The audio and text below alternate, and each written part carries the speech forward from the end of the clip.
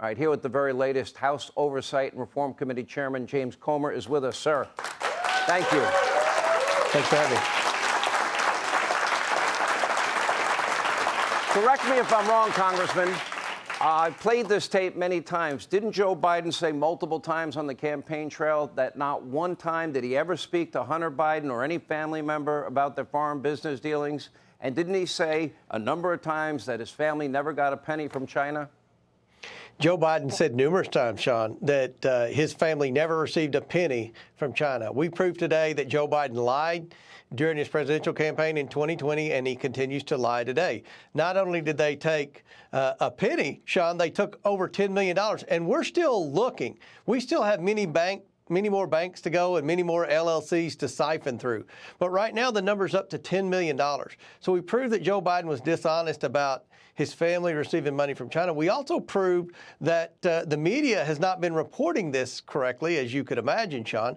They said that none of these transactions ever occurred while Joe Biden was in public office. We just proved that was false as well. Most of these shell companies were created when Joe Biden was vice president.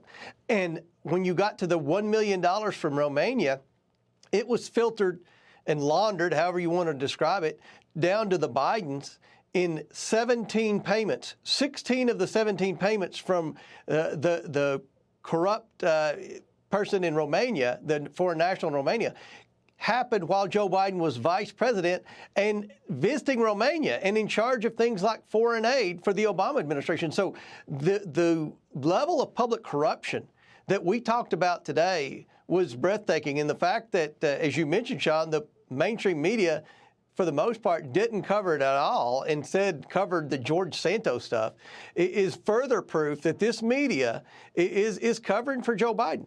They are covering for public corruption at the highest levels in a manner we've never seen in the history of our country. All right, so you're talking about $10 million from foreign countries, even going to grandchildren. What services they performed, one could only guess, if any at all. You found 20 LLCs. And you described a scenario where they're passing money from one LLC or shell company to the next to the next. What would be the purpose of that? Well, the purpose is to disguise who the sender is and to deceive the IRS so you don't have to pay taxes on it. So when Joe Biden talks about tax sheets, he doesn't need to look any further than his Christmas photo. I mean, the way these shell companies were created, they fit the definition of racketeering. I mean, you have shell companies that were created for the sole purpose of funneling money to the Biden family. If the president's son was providing a service to Romania or to China or to any of these other countries that we're going to disclose at a later time, well, why didn't the country just send the payment directly to Hunter Biden? Why did they have to funnel it to an associates LLC and then to 2 or 3 Biden LLCs and then send the payments sporadically down to Biden family members? Like you mentioned the grandchildren. I hated to bring up the fact that 3 grandchildren received wires because I don't believe those grandchildren did anything wrong.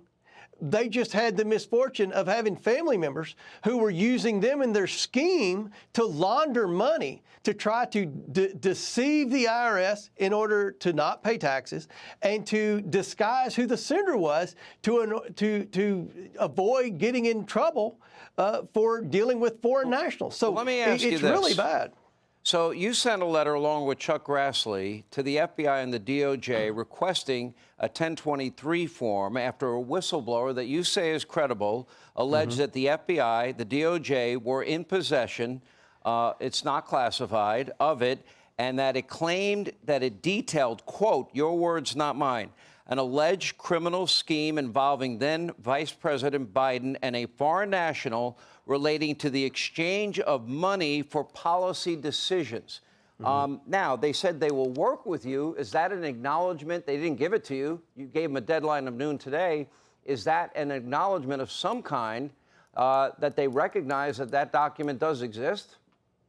Well, they could have said the document didn't exist, or they could have said that the document exists and we've looked into it and there's nothing there.